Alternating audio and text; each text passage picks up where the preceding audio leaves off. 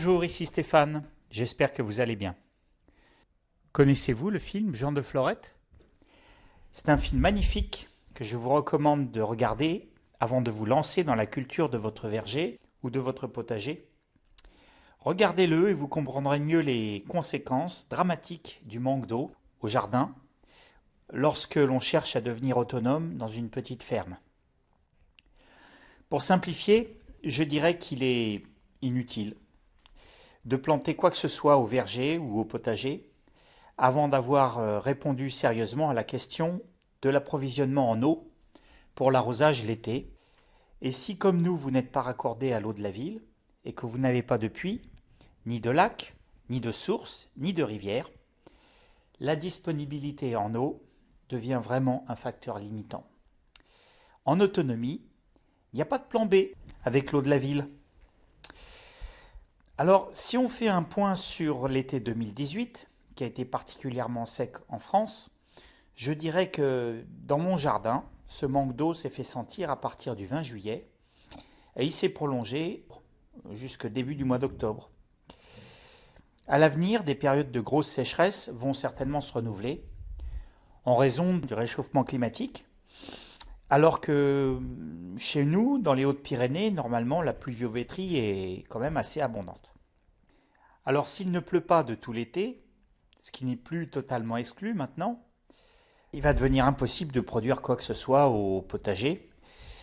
Tout va griller sous l'effet de la chaleur, même si le potager d'ailleurs est entièrement paillé. C'est pourquoi nous avons décidé, mon épouse et moi-même, d'installer des citernes aériennes dédiées uniquement à la récupération de l'eau de pluie et à l'arrosage du jardin. Si on considère un potager familial de 100 mètres carrés, ce qui est un minimum pour 3-4 personnes, en ordre de grandeur, moi je pense qu'idéalement il faudrait au moins pouvoir disposer d'1 litre d'eau par mètre carré et par jour pendant les 3 mois d'été. Alors sur 100 mètres carrés, 1 litre par jour pendant 90 jours, ça fait, disons, un stock minimum d'eau à avoir de 9 mètres cubes. La toiture est de notre maison est d'une surface de 43 mètres carrés si on la projette au sol. En tenant compte d'une pluviométrie moyenne de 1100 mm, chez nous on est quand même assez favorisé. Une perte de 10% par évaporation sur un toit en ardoise, on fait le calcul, 43 mètres carrés par 1100 mm avec 10% de perte, ça fait 42 mètres cubes de gisement. Et ces 42 mètres cubes sont largement suffisants pour obtenir les 9000 litres dont je viens de parler. En tenant compte de ces deux chiffres, et puis également de la place disponible et de notre budget, nous avons décidé d'installer au pied de la toiture est de la maison 8 citernes de 1000 litres chacune. Alors ces 8 citernes vont venir compléter le stockage qu'on a déjà pour la maison, puisqu'on a déjà une citerne enterrée en béton qui fait 20 mètres cubes. Donc 20 mètres cubes plus 8 mètres cubes, on aura une capacité de stockage renforcée qui passe à 28 mètres cubes.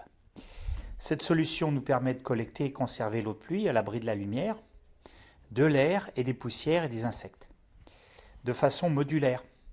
Alors pourquoi je dis modulaire? C'est parce qu'on va pouvoir tout simplement rajouter au fil du temps, en fonction de nos besoins et puis de notre budget, de nouvelles citernes.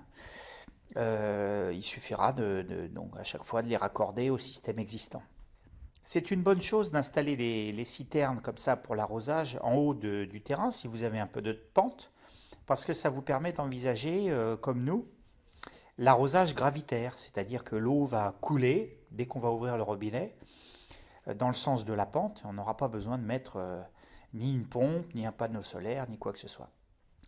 On va détailler ensemble cette installation et puis je vous donnerai quelques conseils pour la mise en place.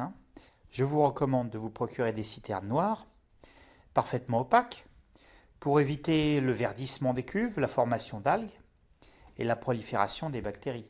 Alors ça, c'est quelque chose qui arrive dans les citernes qui sont translucides, blanches.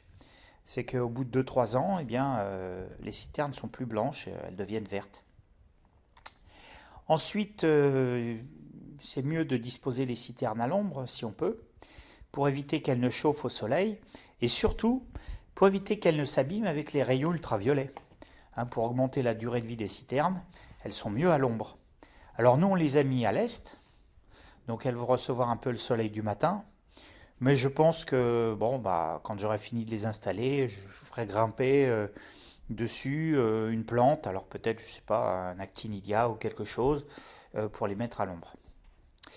Ces citernes, il faut les installer sur un sol bien horizontal, bien plat, parce que si vous ne le faites pas, s'il y a de la pente, vous allez perdre une partie de la capacité de stockage.